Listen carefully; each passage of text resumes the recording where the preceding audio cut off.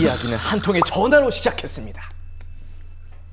그러니까 보통 그 정도면은 보통은 이제 벌레들이 이제 날아다니는 걸 찍었다 이제 그렇게 얘기를 하는데 이건 좀 이상하다. 세상에 이런 게 있을까? 뭔가 미스테리한 사건이다. 어느 날 긴급 호출을 받은 저 방준혁. 감독님, 너 어때? 허리 펴고, 목 펴고. 아, 정말.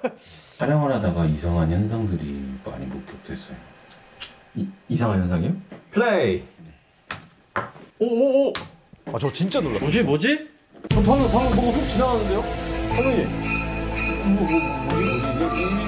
뭐죠 이게? 뭔가요? 화면을 한번 잘 보세요. 보셨나요? 뭐가 지나가는데요? 자, 다시 한번 집중해 보세요. 보셨나요? 예. 보입니다. 저만 그렇게 느끼는 건가요? 흰색 그리고 은색이 뭔가 확 지나가는데요? 너무 미스테리하지 않나요, 이거? 혹시 이건 어떤 걸로 보이시는지? 여기도 여기서 이렇게 뭔가 싹 지나가요. 네, 어떤 것처럼 보이세요? 새는 아닌 것 같아요. 골프공 아니에요? 다시 천천히. 자, 지나가는 거 보셨어요? 공같이. 새 같은 거 이런 건 아닌 것 같고. 여기 산 여기 있죠? 이 건물 그 위에서 나타나요. 아주 작게. 자, 가까이서 한번 보세요. 슉 하고 지나갔어요.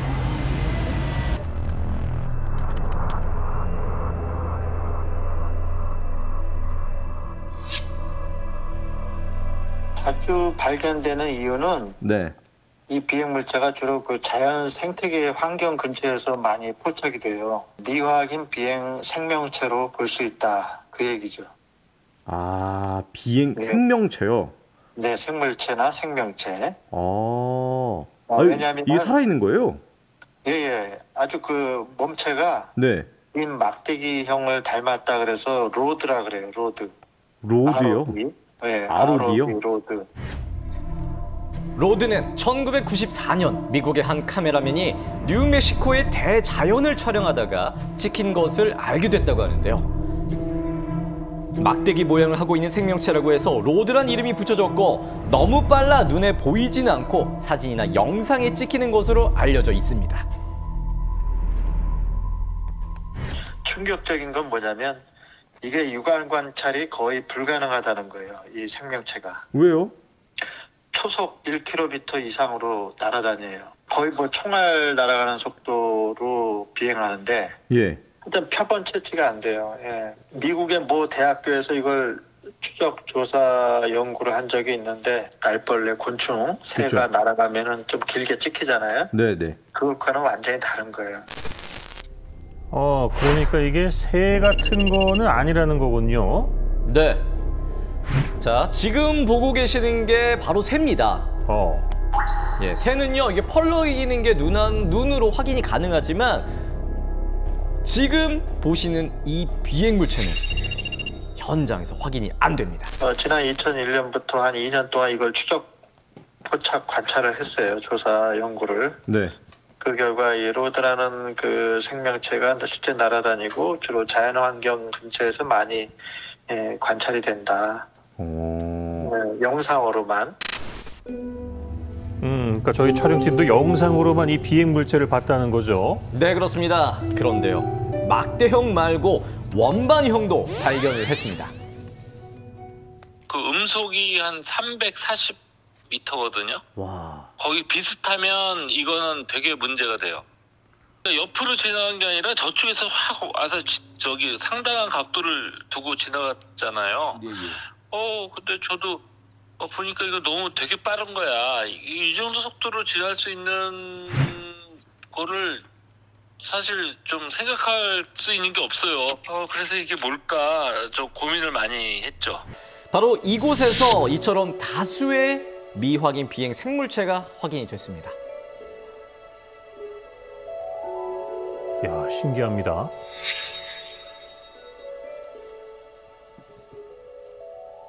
이번에 그 물체는 제가 각도로 봤을 때는 일반 벌레는 아닌 것 같아요. 제가 다큐멘터리를 최근에 찍었거든요. 한 3년 걸쳐서. 벌레 찍힌 거에 전형적인 패턴이 있는데 그거하고는 달라요. 봐도 이 정도 속도로 이렇게 가는 거가 좀 생소한 거죠. 이러니까 보는 내내 저 또한 놀라움을 감출 수가 없었습니다.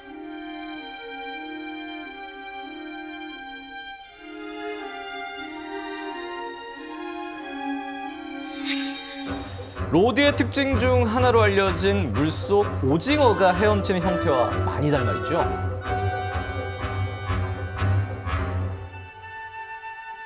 열린 마음으로 접근을 해야 될 것 같아요. 그러니까 저도 UFO 현상을 한 30년 넘게 조사도 하고 연구도 했는데 사실 우리가 알고 있는 세상이 생각보다 좀 잘 이해가 안 되는 것이 존재하는 것 같아요. 그런 부분에 좀 열린 마음을 갖고 생각을 해줘야 되지 않겠나. 모두가 잠들었을 고요한 밤. 여기 걸음을 멈추지 않는 한 남자가 있습니다. 마치 무언가를 찾고 있는 듯이 그는 오늘도 하늘을 올려다봅니다. 가끔 하늘을 쳐다보면서 UFO가 내 앞에 나타나겠다 뭐 이런 생각을 해요. 다른 사람 아니더라도 나한테는 뭐 꼭 좀 나타나지 않을까 뭐 이런 생각을 하게 됩니다. 제법 선선해진 가을의 아침. 그의 일상을 만나러 찾아간 곳은 한 대학의 연구실이었습니다. 올해로 13년째 이곳에서 학생들을 가르치는 전기전자공학과 교수이기 때문인데요. 그런데 어쩐지 연구실 곳곳엔 UFO를 비롯한 미스터리 관련 서적으로 가득합니다.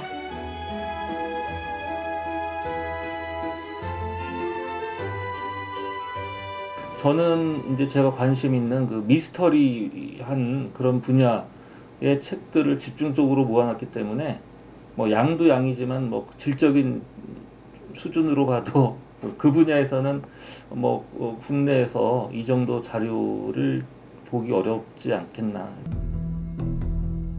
강산이 3번은 변했을 긴 세월. 그가 연구한 건 미확인 비행물체 UFO입니다.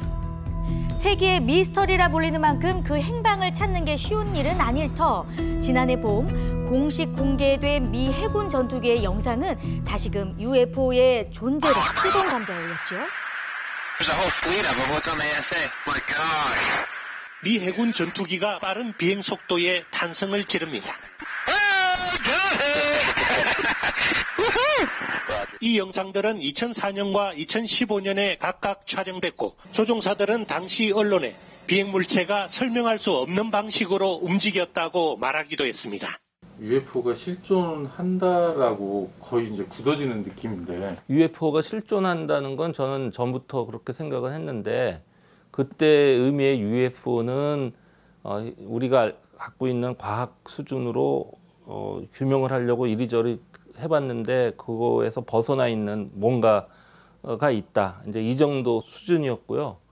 지금 상황의 UFO는 외계인이 보낸 어떤 그런 비행체로서의 UFO가 이제 존재한다. 이거를 인정을 해야 될 때가 이제 됐다고 생각을 하는 거죠. 1977년 마음 맞는 사람들이 정보를 나누다 만든 모임이 한국 최초 UFO 연구회인데요. 이후 한국 UFO 연구협회로 발돋움하며 협회장으로 자리한 맹성열 교수. 그의 마음이 UFO에 사로잡힌 것은 서울대 재학 시절 한 강의 때문입니다. 교양 과목으로 과학과 종교라는 과목을 들었어요. 그때 그 과목을 들으면서 이제 과학과 종교 간의 이런 관계에 대해서 좀 관심을 갖게 됐죠. 그리고 제가 그 레포트로 평가를 했는데 그때 이제 바로 UFO를 소재로 해서 레포트를 썼습니다. 35년 전 대학생 당시부터 이미 UFO를 연구하고 세계적인 UFO 전문가와의 교류도 서슴지 않던 그이지만 여전히 갈 길이 멀다고 말하는데요.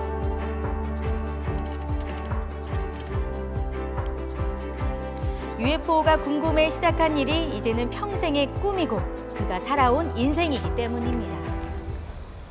UFO의 행방을 밝히기 위한 여정, 그 시작은 제보 영상이 찍혔다는 전주 대성동입니다.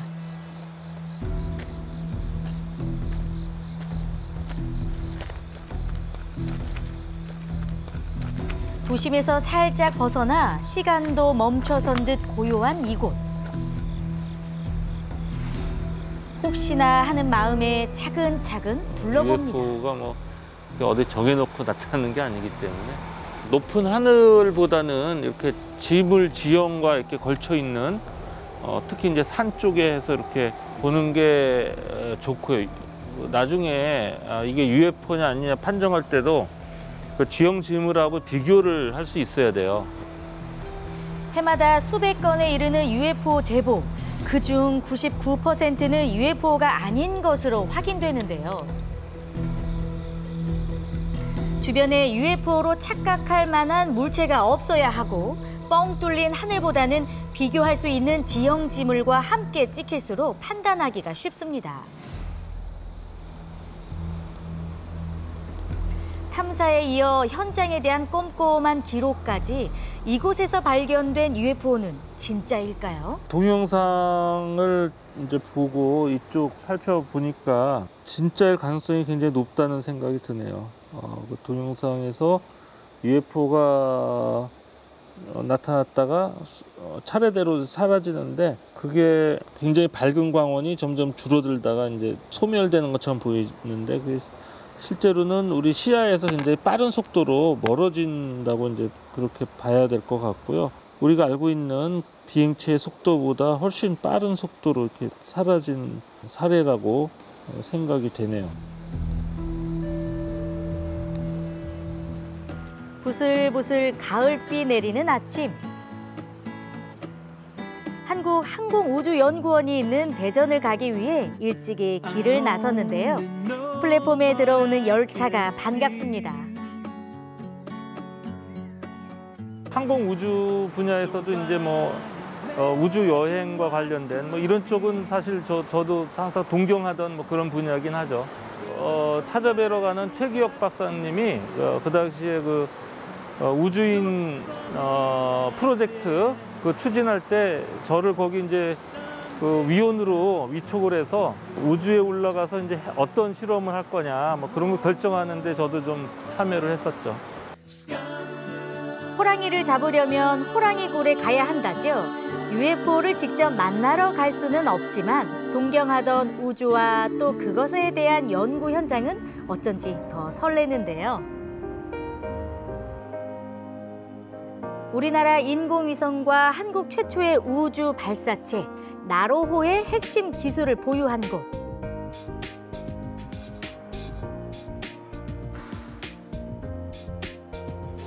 예, 와본지 진짜 오래간만에. 한국항공우주연구원에선 또 어떤 신비한 이야기를 듣게 될까요? 지금 보면 다른 분야에서도 우리나라가 굉장히 위상이 좀 높아졌잖아요. 근데 항공우주 분야가 상대적으로는 조금 모자르다 이런 아쉬움이 있었어요. 2013년에 그 나로호 우리나라 최초의 발사체도 발사했고 예. 또 다음 달 10월 21일 이제 고흥 나로센터에서는 이제 100% 순수 국산 이제 로켓을 이제 발사하게 됩니다.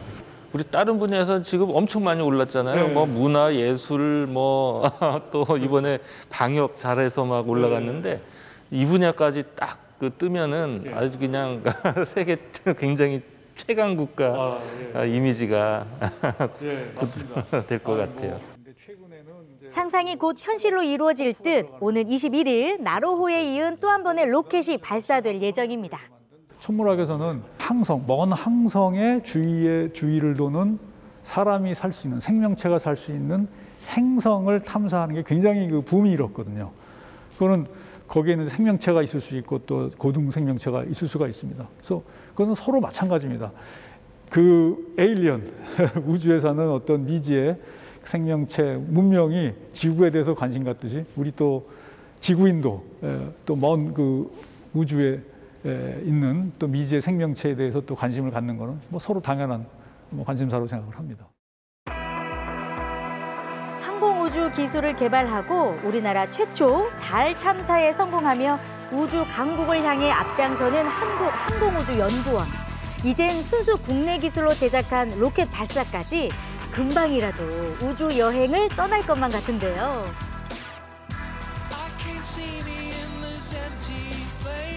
UFO를 찾는 일도 이젠 과학적으로 다가설 때입니다. 고도로 발달된 어떤 문명이 있다면 그렇게 전파를 통해서 뭐 내가 신호를 보내고 거기에 다시 답을 받고 이건 상당히 비효율적인 방법이다. 그것보다는 오히려 실질적으로 우주선 같은 거 일종의 그 지능을 갖고 있는 인공지능 로봇형 우주선들을 사방으로 이제 보내서 거기로부터 들어오는 정보를 수집하는 뭐 이런 정도가 되지 않겠냐.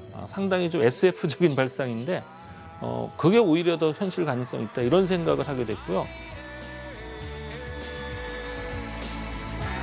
달나라 여행이 말뿐이 아닌 시대에 끊임없이 개발하고 거침없이 도전하며 대한민국은 우주로 나아가는데요.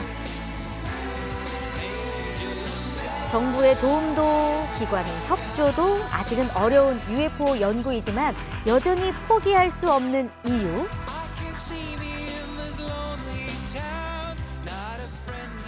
제가 한 30년 넘게 여기에 이제 집착을 하고 여기에 이제 연구를 해온 입장에서는 그 정체가 확실히 좀 드러내주면 더할 나위 없이 좋겠다. 실체를 좀 드러내주면 인류의 역사가 그 전과 후로 확 완전히 변하겠죠. 그를 흔들림 없이 UFO 전문가로 살게 한 이유는 또 있습니다. 안녕하세요. 네, 안녕하세요 교수님. 오셨어요? 네. 일단 지금 세팅해서 열어놓으니까 한 5분 정도 들어와 계시거든요. 네네. 예. 학년. 오래전부터 UFO에 관심이 있어 맹성열 교수의 존재를 알고 있었다는 한 출판사 대표. 교수님한테 다양한 질문들을 하고 싶어 하시는 분들이 많더라고요. 그래서 교수님한테 혹시 이런 주제를 통해서 다른 사람들과 좀 소통을 하시는 그런 창구를 하나 만들었으면 좋겠다라고 말씀드렸고, 또 그래서 교수님도 좋다라고 생각을 하셔서 이렇게 온라인으로, 요즘 코로나 때문에 대면 세미나는 좀 어렵잖아요. 그래서 온라인으로 세미나를 제가 한번 해보겠다라고 말씀을 드렸습니다.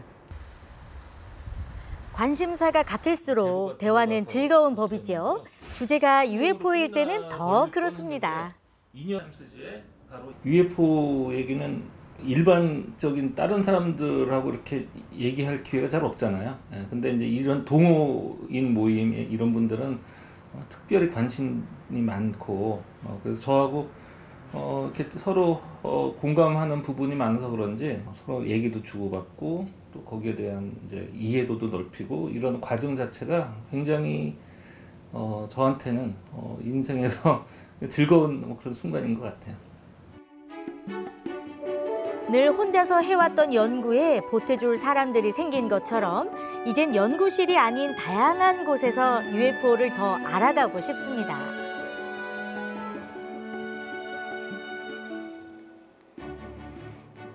천체 망원경이 자리한 남원 항공우주천문대. 이번엔 UFO를 찾아 밤하늘을 자세히 보려 합니다. 안녕하세요. 예, 안녕하세요. 지금 보고 계신 별이 어떤 별이죠? 네, 지금 가을철에 가장 아름다운 고리를 가지고 있는 토성을 관측하고 있었습니다. 네, 그럼 한번 좀 제가 볼 수 있을까요? 예, 실제로 한번 한번 보겠습니다. 타이탄을 한번 확인을 해보시기 바랍니다.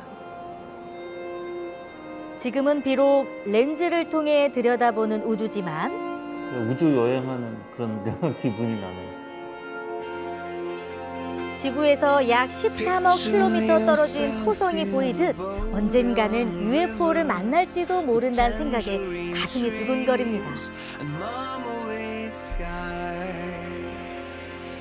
Somebody calls you, you answer quite slowly. A girl with kaleidoscope eyes. 그런 일이 정말 일어난다면 이거는 지금까지 살아오던 어떤 경험보다도 더 아주 굉장한 그런 경험일 거고, 나는 너무 행복해서 더 이상 원하는 게 없다, 뭐 그렇게 얘기할 것 같아요.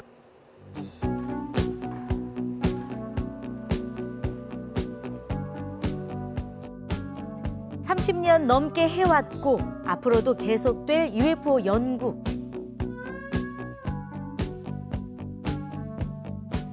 남들은 하지 않는 연구에 모든 시간과 노력을 쏟을 만큼 UFO는 그의 가장 큰 목표이고 꿈일 텐데요.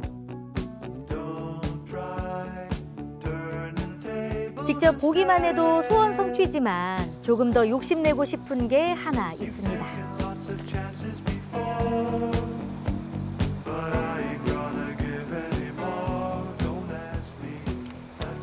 뭐 가능하다면은 그런 외계의 어떤 존재들하고의 직접적인 접촉을 할 수 있어서 제가 뭔가 교류를 하는데 뭐 기여할 수 있다면 뭐 더할 나위 없이 행복하겠죠. 굳이 UFO를 믿지 않더라도, 외계인의 존재를 믿지 않더라도 잊고 있던 하늘을 떠올리게 한 사람. 누구보다 늘 꿈을 잊지 않고 살아가는 UFO 전문가 맹성열 교수입니다.